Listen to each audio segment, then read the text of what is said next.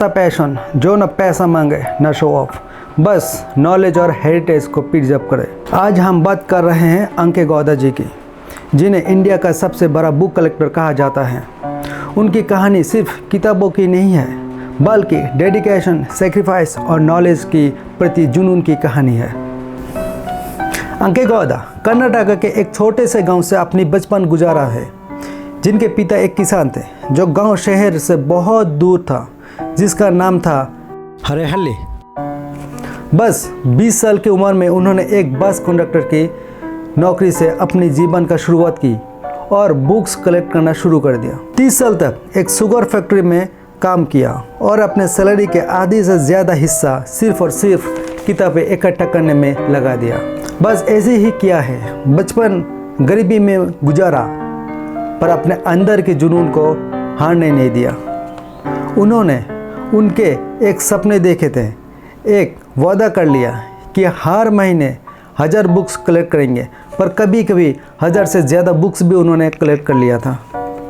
आज उनके लाइब्रेरी में 22 तरह के भारतीय लैंग्वेज में किताबें मौजूद है और 8 तरह के फॉरेन लैंग्वेज में।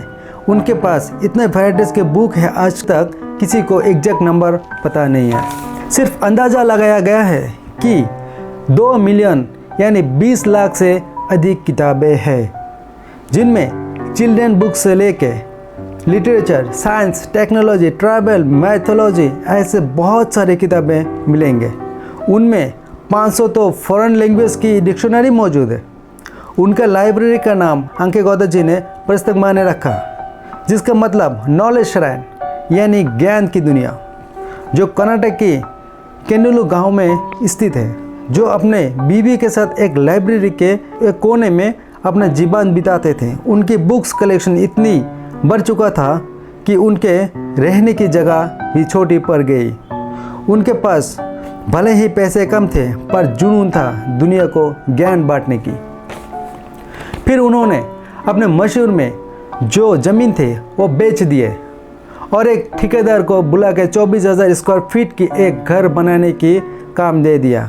और सबसे बड़ी बात यह है कि उन्होंने लाइब्रेरी में कोई चेंज नहीं है, जो फुल्ली फ्री ऑफ कॉस्ट है। दुनिया के कोई भी आदमी कहीं से भी उस लाइब्रेरी में जा सकते हैं, पढ़ सकते हैं और फ्री ऑफ कॉस्ट में। अंके गौड़ा ने अपनी पैशन सिर्फ अपने तक सीमित नहीं रखा।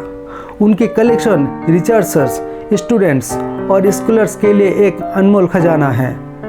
उनका मानना है कि किताबें सिर्फ पढ़ने की चीज़ नहीं, बल्कि एक लेगेसी होती है। वो कहते हैं डिजिटल दुनिया में सब कुछ एक न एक दिन डिलीट हो सकता है, लेकिन किताबें हमेशा अमर होती है। लेकिन दोस्तों, ये सफ़र आसान नहीं था। किताबें कलेक्ट करना एक बड़ी जिम्मेदारी है।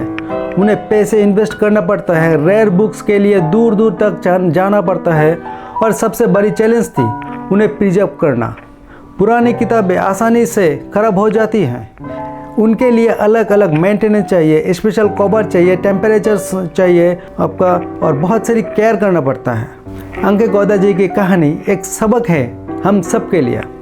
आज के डिजिटल युग में जब लोग किताबें से दूर हो रहे हैं, उन्होंने हमें याद दिलाया है कि किताबें ही असली नॉलेज का समंदर है। उनका मैसेज सिंपल है, बुक्स आर टाइमलेस ट्रेजर्स। अगर तुम एक किताब पढ़ते हो तो तुम एक नई दुनिया देखती हो। तो दोस्तों, ये थी कहानी अंके गौड़ा की, एक ऐसे शख्स कि जिन्होंने अपनी पूरी जीवन किताबों को समर्पित कर दिया। आप क्या सोचते हो? क्या आप भी उनकी तरह अपना पैशन फॉलो कर सकते हो? और आपका पास अभी कितनी किताबें हैं, कमेंट्स में ज़रूर बताएं।